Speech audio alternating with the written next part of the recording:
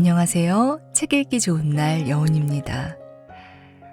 여러분은 평소에 생각이 많아서 머리가 쉴 틈이 없거나 감정이입을 잘하고 사람들의 말투, 표정 변화에 민감하게 반응하시지는 않나요?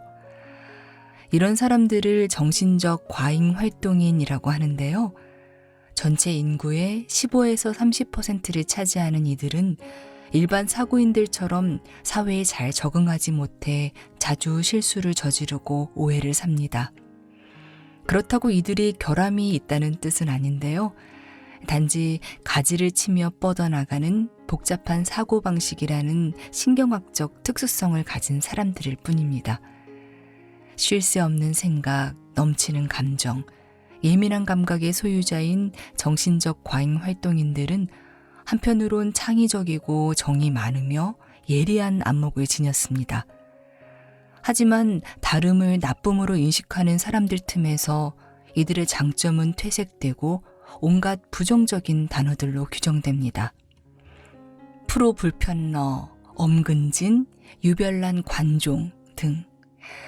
이 책의 저자이자 30년 경력의 심리치료 전문가 크리스텔 프티콜랭은 자신 역시 정신적 과잉 활동인임을 밝히며 전문 지식과 당사자로서의 경험을 토대로 요령 있게 세상 사는 법을 알려주고 있습니다. 오늘 소개할 책은 넘치는 생각과 감정 때문에 삶이 버거운 사람들을 위한 심리학, 나는 왜 이렇게 피곤하게 살까입니다. 어떻게 하면 요령 있게 삶을 살아갈 수 있을지 책에서는 풍부한 사례를 통해 정신적 과잉 활동인들이 대처하기 어려운 상황에서의 구체적인 대화법부터 나를 아끼면서 현명하게 세상 사는 방법을 알려주고 있습니다. 자, 그럼 지금부터 잠시 책 속으로 들어가 보겠습니다. 오늘도 책 읽기 좋은 날과 함께 좋은 시간 보내세요.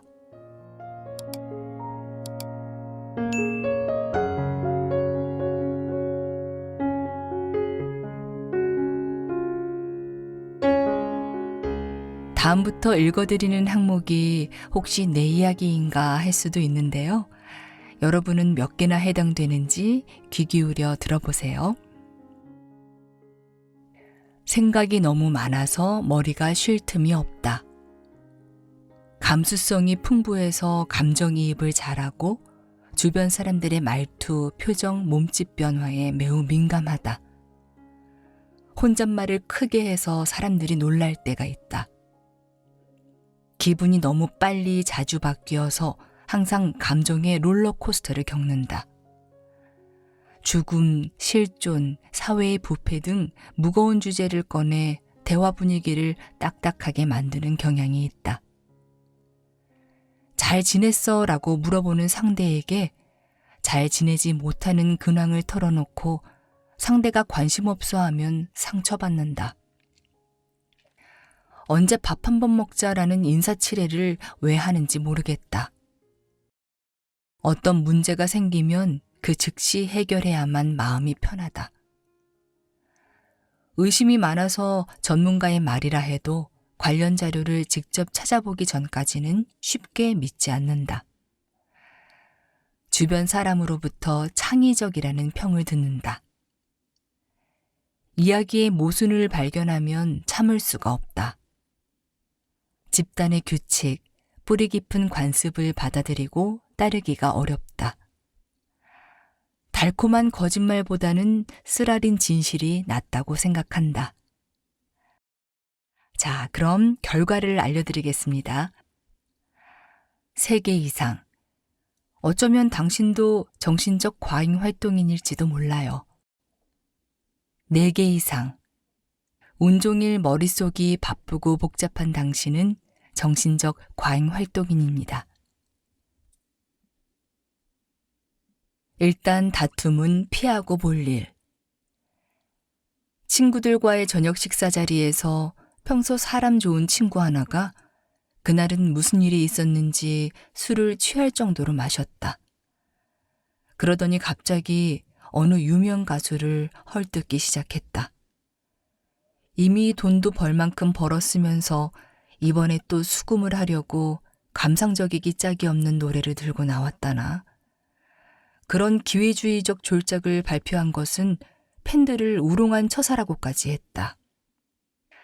나는 어리석게도 그 친구가 심하게 취했다는 것을 알면서도 원래 대중가요의 목적이 감정을 자극하는 거 아니겠냐고 맞받아쳤다. 상대는 그냥 물러나지 않았다. 그런 건 대중예술도 아니고 그냥 상업활동일 뿐이라나. 내가 말을 많이 하면 할수록 상대는 더 흥분했다. 보다 못한 그날 모임 주최자가 슬그머니 나서서 농담 한마디를 툭 던지며 교묘하게 화제를 전환했다. 나와 얘기할 때는 점점 더 언성이 높아졌던 친구가 곧바로 차분해졌다. 그 자리에서 내가 배운 바가 있다. 내 말이 맞고 틀렸고는 전혀 중요하지 않다. 다소 중요한 주제, 이를테면 교육, 정치, 기후, 부의 재분배에 대해서 토론을 한다고 치자. 어떤 상황이 벌어질지 예상되는가? 우리는 모두 그 주제에 대해서 감정적으로든 이성적으로든 자기 의견이 있다. 나는 내 의견이 중요하다. 내 의견이니까 당연하다. 하지만 다른 사람들도 자기 의견이 중요하기는 마찬가지다. 그래서 서로 몇 마디 쏘아붙이다 보면 난투극까지 가고 만다. 여러분은 정말로 서로 설득을 할 수 있다고 보는가? 만약 그렇게 생각한다면 오산이다.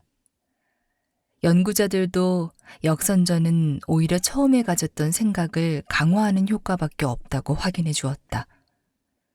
분위기를 해치고 사람들 간의 관계를 망가뜨릴 뿐이라면 논쟁이 무슨 소용이 있을까? 그렇기 때문에 논란이 커지기 쉬운 주제는 건드리지 않고 변죽만 울리는 것이다. 어쨌든 그 가수가 달콤하고 감상적인 노래로 엄청난 돈을 벌어들인 건 엄연한 사실 아닌가. 게다가 여러분은 아마 온라인상의 돈 없는 댓글에 가장 먼저 분노하는 사람일 것이다. 담백하고 무해한 글을 게시하면 누구나 좋아요를 누를 수 있고 아무도 마음 상하지 않는다. 중립적인 대화의 정신이 바로 그런 것이다. 분위기 무겁게 만들지 않기. 정신적 과잉 활동인들은 무해하지만 알맹이 없는 대화를 좋아하지 않기 때문에 지나치게 무거운 주제를 꺼내는 경향이 있다. 그들 딴에는 인생의 끝, 환경, 엘리트 계층의 부패 등에 대해서 진짜 대화다운 대화를 해보겠다는 심산이다. 하지만 편안하게 바비큐를 즐기려고 온 손님들 입장에선 진지한 주제에 이렇게 혼자 흥분하는 사람은 귀찮기만 하다. 내 경우 누가 내 직업을 먼저 물어보더라도 너무 고지고대로 답하기 시작하면 그날 모임 내내 분위기가 얼어붙는다는 걸 안다. 상대의 측은지심을 악용하여 자기 입속을 챙기는 사람, 즉 심리 조종자와 그들이 불러일으키는 불행에 대한 이야기만 줄줄이 이어지기 때문이다. 모임은 내가 모든 손님에게 무료로 상담해주는 시간 비슷하게 흘러간다. 누구나 자기 삶을 갉아먹는 심리 조종자를 적어도 한 명쯤은 알고 있기 마련이니까. 결국 나는 놀러간 자리에서 일만 하다 온다. 상황이 왜 그렇게 되는지 내가 이해하기까지는 시간이 좀 걸렸다.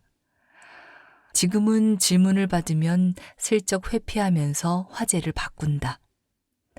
아, 오늘 저녁은 일 생각하기 싫어요. 다 내려놓고 놀러 왔어요.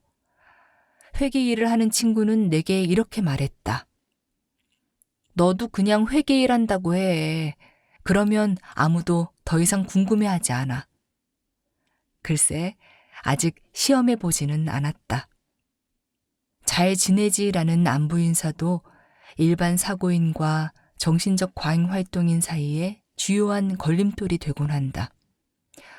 정신적 과잉 활동인들은 왜 사람들이 잘 지내지라고 물어놓고 정작 잘 지내지 못하는 사정을 털어놓으면 귀담아 듣지 않는지 의아해한다. 실제로 정말 궁금해서 하는 질문이 아니라는 점을 이해해야 한다. 이건 그냥 화법일 뿐이다.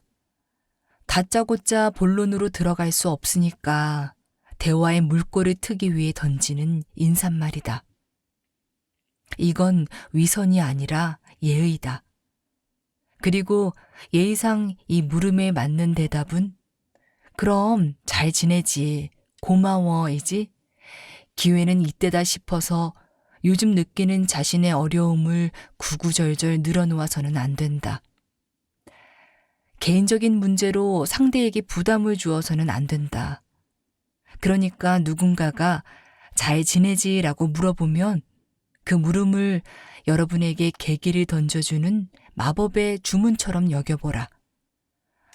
일어서서 심호흡을 할 때야. 내 마음 상태는 한쪽으로 제쳐놓고 호의적이지만 중립적인 태도로 대화에 들어가 보는 거야.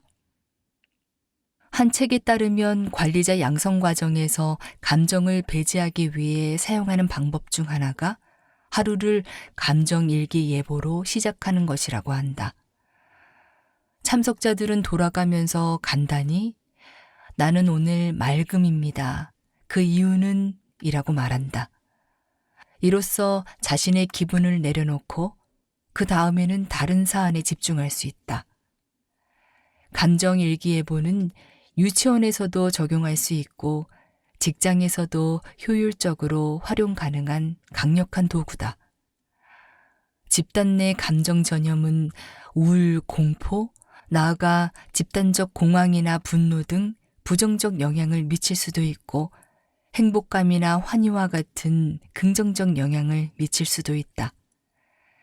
감정 전염은 군중의 움직임을 통제 불가능하게 한다. 그러니 우리는 서로 마음 상태를 전염시키지 않도록 힘써야 한다. 잘 지내? 응, 잘 지내. 고마워. 너는? 나도 잘 지내. 정신적 과잉 활동에는 심도 있는 대화로 세상을 다시 만들고 개념들을 뒤흔들기 좋아한다. 하지만 그들이 좀 더 철학적이라고 생각하는 개념들 역시 가상적인 것에 불과하다. 솔직해지자. 인생의 중요한 문제들을 건드리는 대화라고 해서 우리를 더 멀리 나아가게 하지는 못한다. 허심탄회한 대화가 좋다지만 그런 대화가 우리를 위험에 빠뜨릴 수도 있다. 상대와 너무 가까워지는 것도 위험하지만 나를 드러낼수록 불리한 상황에서 나를 너무 많이 보여주는 것도 문제다. 내 이야기를 너무 많이 해버렸다고 후회한 적이 얼마나 많았는가. 쓸데없는 회의에 쓸모있는 기능. 정신적 과잉 활동인들은 직장에서 시도 때도 없이 열리는 회의가 질색이다. 지겹기도 하고 생산적으로 보이지도 않는다. 부질없는 주제에 시간은 또 엄청나게 잡아먹는다. 그들은 회의에서 오가는 대화가 아무것도 해결하지 못하면서 제자리를 빙빙 돌기만 한다고 느낀다. 그런 느낌이 틀린 것도 아니다. 회의를 통해서 문제를 해결할 수 있고 구체적인 결정을 내릴 수 있는 것도 맞지만 회의가 엄청난 시간 낭비인 것도 맞다. 하지만 회의에 다른 목적, 다른 기능도 있다고 생각하면 그 생각이, 그 시간이 그렇게 쓸데없지는 않다. 실제로 문제 해결보다 훨씬 더 중요한 목적이 있기 때문이다.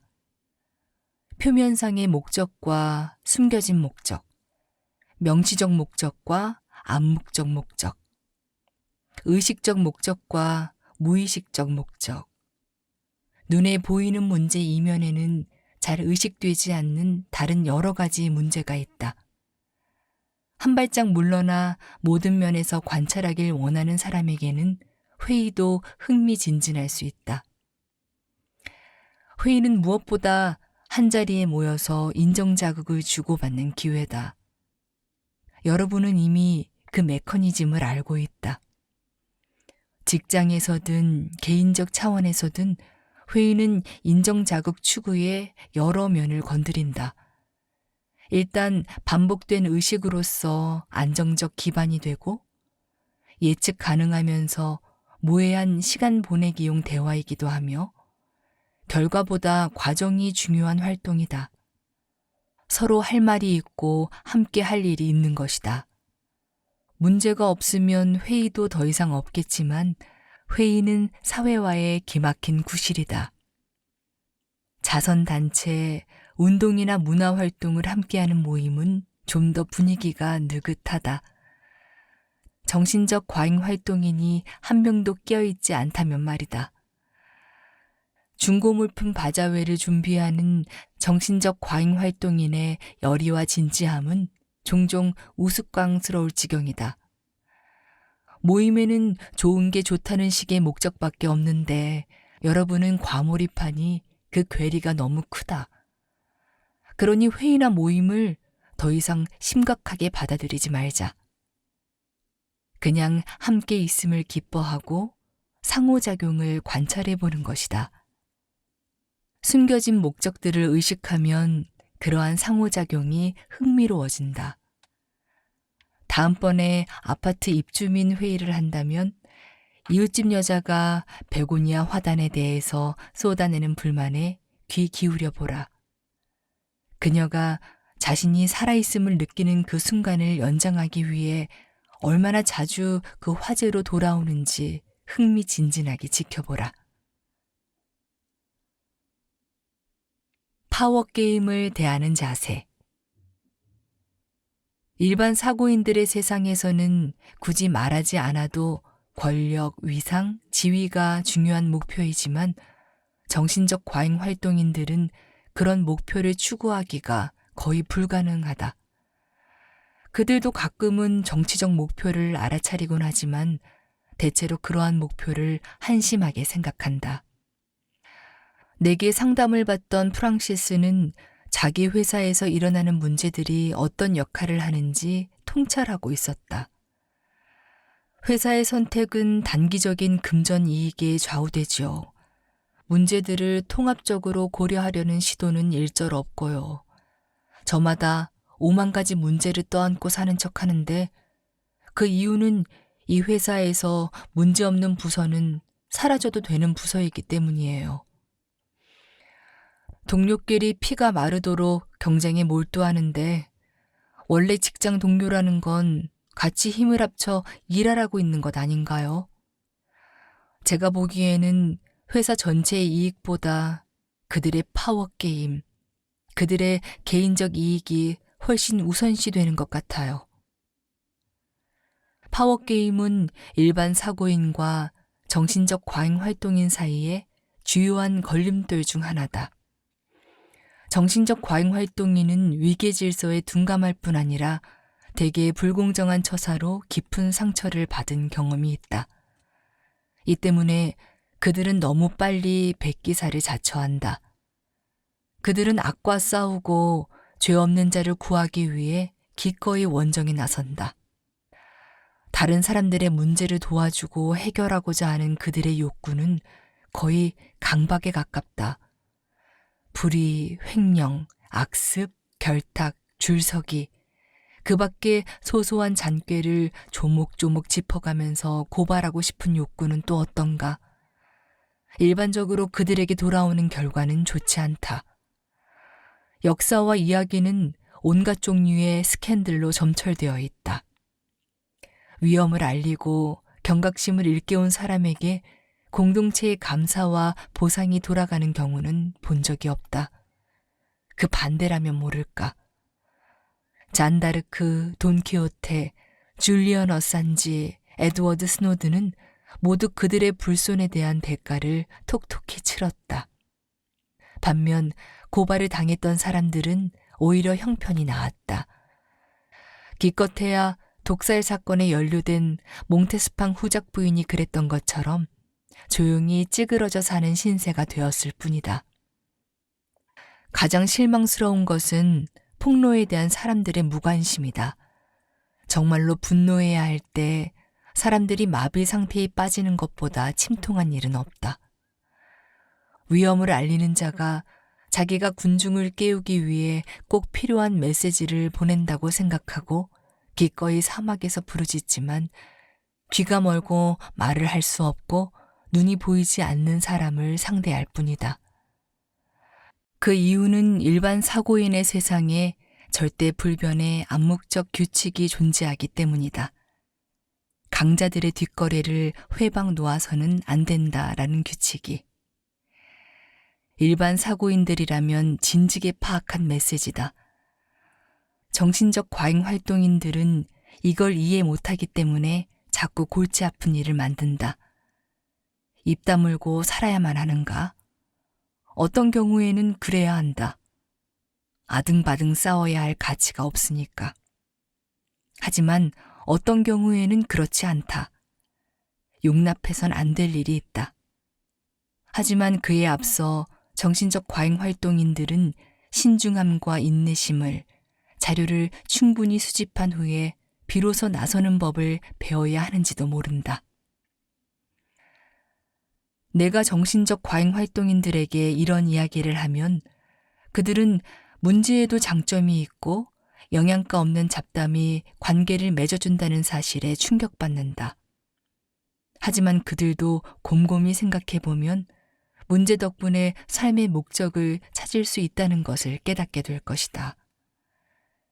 그들도 집단 내에서 자신의 가치를 입증하고 인정받기 위해 문제 해결에 역량을 기울이는 게 아닌가. 안타깝게도 현실은 그렇게 풀리지 않는다. 문제없는 완벽한 세상을 꿈꾸는 이상주의가 모두에게 얼마나 피곤한지 여러분은 알아야 한다. 집요한 추적과 격퇴, 시도 때도 없는 지적질은 일반 사고인들에게 결코 좋게 받아들여지지 않는다. 그들은 세상이 불완전하고 언제나 문제가 널려 있다 해도 기꺼이 받아들인다. 그러니까 그들이 그 문제에 대해서 관여하지 말라고 요구할 만도 하다. 때로는 정신적 과잉 활동인들이 제안하는 대안이 시간, 에너지, 비용 면에서 너무 큰 지출을 요구하기 때문에 비현실적이고 우스꽝스럽게 보이기도 한다. 제로 리스크는 존재하지 않는다. 충격적으로 들리겠지만 때로는 다리가 무너지기를 기다렸다가 아예 새로 짓는 것이 최선일 수 있다. 또 다른 경우에는 숨겨진 정치적, 재정적 목표가 집단의 이익을 이긴다. 인간사라는 것이 그렇다. 정말이지 아인슈타인이 옳은 말을 했다. 세상에 문제가 넘쳐나는 이유는 문제에도 대체 불가능한 사회적 기능이 있기 때문이다. 사실 문제를 해결할 수 있다는 믿음은 엔트로피 증가의 법칙을 망각하고 있다.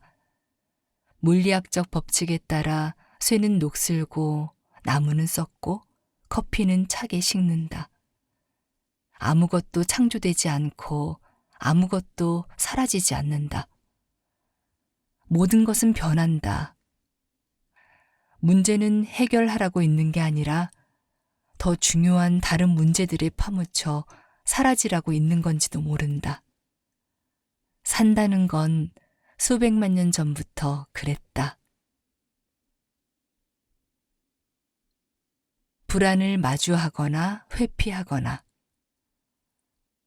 사람들은 대개 현실 부정을 택한다.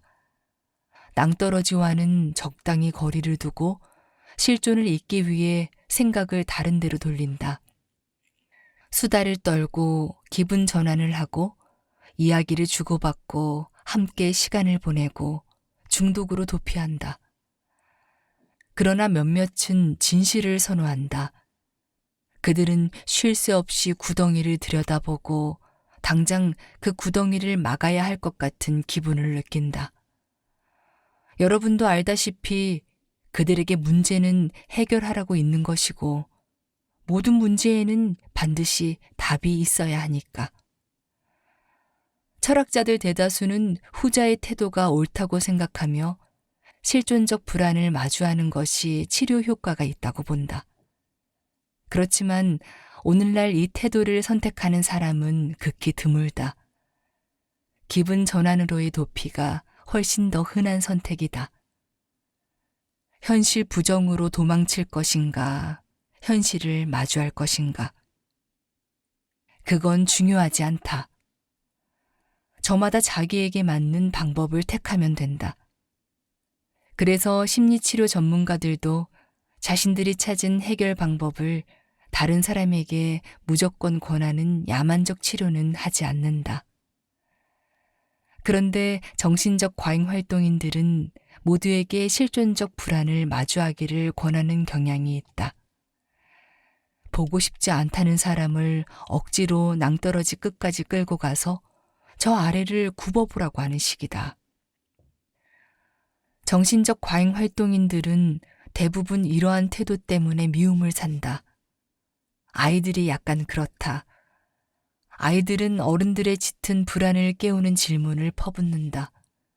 하지만 어른들이 불편해하니까 아이들도 금세 그런 질문을 삼가는 법을 배우고 차츰 자기 자신에게도 더 이상 질문하지 않게 된다. 그래도 어떤 아이들은 어른이 되어서도 여전히 왜 그런 질문을 하면 안 되는지 이해하지 못한다. 찔리는가? 알았으면 됐다. 이제 충분히 이해가 됐을 테니 한 발짝 물러나 여러분 스스로를 관찰해보자. 여러분이 나누고 싶어 하지만 주위 사람들은 불편해하는 대화는 대부분 그러한 실존적 불안을 자극한다. 다른 사람들은 필사적으로 피하고 있는데 여러분은 상처에 덮인 딱지를 피가 나도록 긁어대는 셈이다. 그렇다. 죽음의 공포에 등 돌리고 다른 생각을 하고 싶어 하는 사람이 더 많다. 양심에 비추어 돌이켜보라. 가장 마지막으로 준비가 되어 있지 않은 사람에게 이런 대화 주제를 꺼냈던 때는 언제인가. 사흘 전보다 더 오래되지는 않았을 텐데. 이제 여러분이 대화 상대에게 얼마나 일방적이고 지나친 요구를 했는지 알겠는가? 여러분이 사회에 통용되는 코드를 이해하기로 작정했다면 일반 사고인들이 실존적 불안을 관리하는 방식에 관심을 두는 것이 중요하다. 내 방식이 옳다는 생각은 접어라. 어쨌든 그러한 불안은 평생 마주하든지 평생 회피하든지 죽어야 끝나기는 누구나 마찬가지다. 신경 전형인들의 세상에서는 답도 없는 실존적 질문에 괴로워하고 싶지 않으면 그냥 질문을 하지 않으면 된다. 그게 상식에도 맞는다. 자기 사유의 한계를 정해두는 것은 건강한 일이다. 쓸데없는 고통을 피하고 싶다면 더 이상 의문을 품지 않고 무익한 질문을 의도적으로 멀리하면 된다. 답 없는 질문을 두고 자꾸만 생각의 가지를 뻗치는 것은 어리석고 피학적이며 병적인 태도다. 해소할 수 없는 불안을 관리하는 가장 좋은 방법은 그러한 불안에서 도망치는 것. 그냥 잊고 다른 생각에 몰두하는 것이다. 다른 사람들과 소통을 나누고 기분을 전환하면 그것으로 충분하다. 심심풀이와 집단적 결속은 정신의 평화와 위안을 보장한다. 개인의 현실 부정은 집단의 현실 부정 속으로 수용된다. 저마다 모두의 심심풀이를 부양한다. 그런 식으로 기분 전환의 사회가 이루어진다. 기분을 전환한다는 것은 현실을 잠시 잊는 것, 그냥 놓아버리는 것이다. 대부분의 사람들은 정신적 과잉 활동인에게도 그렇게 살라고 한다. 일반 사고인들은 매우 친절하게, 진심으로 우리를 생각해서 그렇게 권하는 것이다. 이런 말을 얼마나 자주 들었던가. 더는 생각하지 마. 이제 그만 다른 일로 넘어가. 왜 쓸데없이 끙끙 앓고 그래. 인생은 원래 그런 거야. 여러분은 왜 그 말을 듣지 않는가? 쓰라린 진실보다 달콤한 거짓을 원한다. 일반 사고인들이 위험을 알리는 자와 밀고자를 구분하는 기준은 정신적 과잉 활동인이 적용하는 기준과 다르다. 정신적 과잉 활동인은 정보를 사실에 비추어 판단하지만 일반 사고인은 정보가 일으킨 풍파와 분란을 더 크게 본다고 할까? 분란을 싫어하는 자들과 거짓말에 치를 떠는 자들 사이에서 심리 조종자들은 양쪽 모두에게 거짓말을 하고 증폭기를 교묘하게 사용하여 승부를 지휘한다. 그들은 어느 한쪽의 스캔들을 악화시켜 다른 쪽의 보복을 확대하는 재주가 있다. 여러분은 정의감이 투철하고 진실을 중시하기 때문에 성가신 일에 휘말리기 쉽다. 아마 어렸을 때부터 이런 말을 많이 들었을 것이다. 진실이라고 해서 말해도 다 좋은 건 아니다. 사람들은 쓰라린 진실보다 달콤한 거짓말을 더 좋아한다. 격언들은 진실을 말할 때 따르는 위험을 잊지 않고 경고한다. 하지만 정신적 과잉 활동인은 침묵을 지킬 줄 모르고 너무 자주 진실의 함정에 빠져든다. 내담자 마리엘렌이 그 함정의 메커니즘을 밝혀주었다. 그녀는 내게 설명했다. 저는 사람들의 비언어적 의사소통에 민감하거든요. 그래서 누가 거짓말을 하면 되게 알 수 있어요. 가령 우리 집 커튼이 참 멋있다고 마음에도 없는 말을 하면 저는 바로 알아차려요. 그 사람이 좋아하지도 않는 걸 좋아하는 척 거짓말하는 게 기분 나빠요. 차라리 자기 인테리어 감각하고는 좀 안 맞는다고 얘기하는 게 나아요. 사람마다 취향이 다르니 충분히 이해할 수 있고 솔직한 태도는 외려 호감 가잖아요. 그런데 역으로 다른 사람들도 비언어적 의사소통을 알아차릴 테니 제가 마음에 없는 말을 하면 다 알 거 아니에요. 그래서 저는 그 사람 기분을 생각해서 솔직하게 진실을 말하는 거예요. 내가 결론을 내렸다. 거짓말로 상대의 기분을 상하게 하지 않으려다 보니 커튼이 흉하다는 말을 대놓고 하게 됐군요. 우리는 함께 킬킬대고 웃었지만 겉으로 드러나지 않은 진실의 함정은 실제로 이런 것이다. 일반 사고인들의 세상에서는 자기 생각을 있는 그대로 말하지 않고 그 상황에서 해야 하는 말을 한다. 모든 것이 코드화되어 있다. 누구에게 초대받은 저녁 식사 자리에서는 무조건 음식이 아주 맛있다고 해야 한다. 더 말할 필요도 없다. 누가 커튼이 어떤지 물어보면 당연히 아주 멋지다고 대답해야 한다. 뭐가 더 필요한가? 간단한 얘기다. 진실을 꼭 말해야겠거든 예의범절과 진실에 대한 욕구 사이에서 윤리적 타협을 모색하라. 창의력을 한껏 발휘해 예의에 어긋나지 않으면서도 거짓말은 아닌 표현을 찾아보라. 결과보다는 의도와 노력을 칭찬한다든가 커튼 자체는 그저 그렇지만 전체 인테리어와 조화롭게 어울린다고 말한다든가. 선택지가 없는데 마치 있는 것처럼 물어본다든가 조언하는 것 같지만 꼼짝없이 그대로 따라주기를 암묵적으로 기대한다든가 하는 화법은 일반 사고인들의 주요한 특기다. 그런 화법이 끝없는 오해의 불씨가 된다. 사실 대놓고 명령하면 기분이 나쁘니까 의견을 묻는 듯한 태도를 취하는 건 좋다. 그렇지만 정신적 과잉 활동에는 정말로 선택지가 있다고 혹은 조언은 참고만 하고 넘어가면 된다고 착각한다. 암묵적 화법이 먹히지 않을 때 그 실망은 수신자와 발신자 모두 이만저만하지 않다. 발신자는 상대의 저항에 당혹스러워하고 수신자는 감춰진 명령과 구속에 아연실색한다. 아니, 어차피 시킬 거면서 왜 나에게 하겠냐고 물어본 거야? 게다가 시스템에 복종한다는 것은 어떤 상황에서나 가면을 잘 쓴다는 뜻이기도 하다. 어쩔 수 없이 받아들인 일도 사람들 앞에서는 티를 내지 말고 좋아서 하는 일처럼 해야 한다. 이 사회는 그러한 태도가 옳다고 본다. 이제 여러분은 다음과 같이 대답해서는 왜 안 되는지 이해할 것이다. 자, 그럼 내일 모이는 거 다들 괜찮지? 내가 말했잖아. 모여봤자 쓸모없다니까. 하지만 너는 모이고 말고를 선택할 여지를 주지 않았잖아.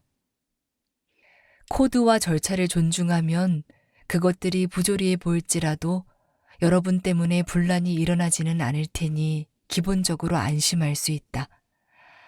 일반 사고인들이 요구하는 게 바로 그런 것이다.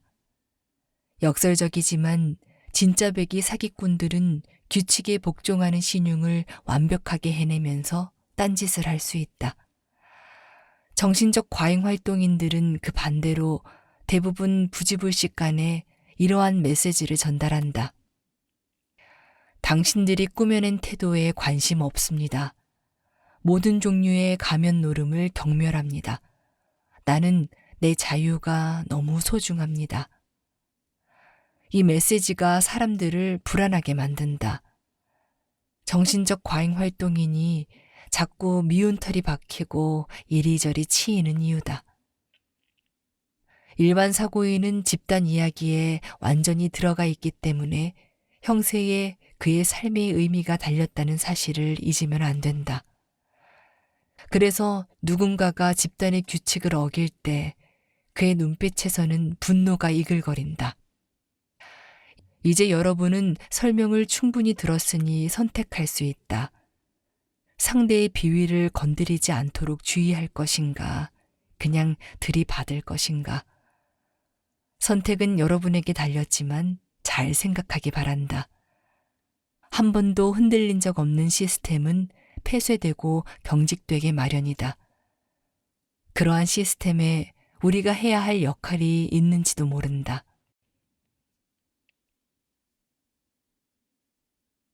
친밀함의 틀을 금세 메우지 말자. 일반 사고인도 사적인 역경에 부딪히고 자기 개인의 이야기 속에서 길을 잃을 때가 있다. 일시적으로 의미의 상실에 괴로워하고 불안에 사로잡힐 것이다. 그럴 때 친밀함의 틈이 열리는데 정신적 과잉 활동인은 그 틈으로 빨려 들어가곤 한다. 이때는 일반 사고인도 정신적 과잉 활동인의 경청과 감정이입이 고맙기 그지없다. 그는 이 교류에서 위안을 얻는다. 누구나 그렇듯 그는 무거운 짐을 내려놓고 안도하지만 상황은 오래가지 않는다. 일반 사고인은 과거의 균형을 되찾기를 바라기 때문에 자기 발로 일어설 때가 되면 다시 예전처럼 거리를 두거나 외려 더 멀어지기도 한다. 그동안 친밀한 관계로 발전했다고 믿었을 정신적 과잉 활동인은 극도로 상처받는다. 여러분이 나를 붙잡고 씁쓸하게 털어놓은 게 한두 번인가. 회사 사람들은 뭔가 힘든 일이 있으면 꼭 저를 찾아와요. 하지만 이제 됐다 싶으면 바로 달아나 버리죠. 자, 이 사람에게 무슨 일이 일어났던 걸까? 일반 사고인은 속내를 털어놓는 것을 별로 좋아하지 않는다. 그런데도 그랬다는 건 정말로 힘들었다는 것이다. 여러분은 그때를 틈타 별의별 이야기를 다 들었다. 이제 그 사람은 자기에 대해서 너무 많이 아는 여러분이 두렵다. 여러분이 지닌 일종의 산파술 때문에, 그리고 자신이 바닥까지 보여줬다고 생각하기 때문에, 게다가 여러분은 이미 그에 대해서 많은 것을 아는데 더 알기 위해 그를 다시 속내를 털어놓는 사이로 돌려놓으려 든다. 정신적 과잉 활동인들이 반갑다고 달려드는 즉각적 친밀함은 덧없는 것. 일반 사고인들이 거추장스러워하는 것이다. 그러니 다음에 이런 일이 있거든 좀 더 신중하고 편안하게 굴고 매달리지 말라. 상대에게 믿고 털어놔줘서 고맙다고 말하고 상대가 한 말은 두 사람만의 비밀로 남겨두라. 그러면 상대는 안심하고 나중에 여러분과 마주쳐도 덜 거북해 할 것이다. 자, 여러분의 인간관계를 분류하고 친밀함의 수준대로 배열해보라. 가족이나 다름없는 사람들, 친구들, 직장 사람들, 고용주, 이웃들, 단골 식당이나 가게 사람들. 영업직에 대해서는 신중하게 생각해야 한다.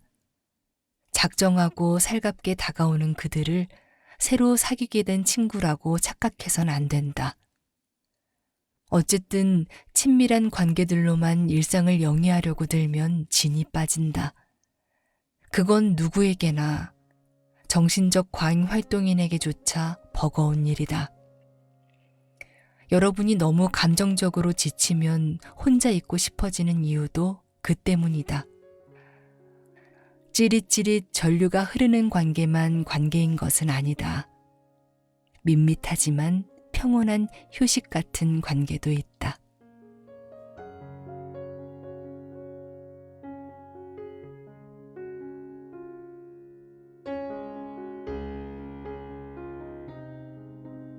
책 읽기 좋은 날, 오늘은 여기까지입니다. 안온하고 평안한 시간 되세요. 감사합니다.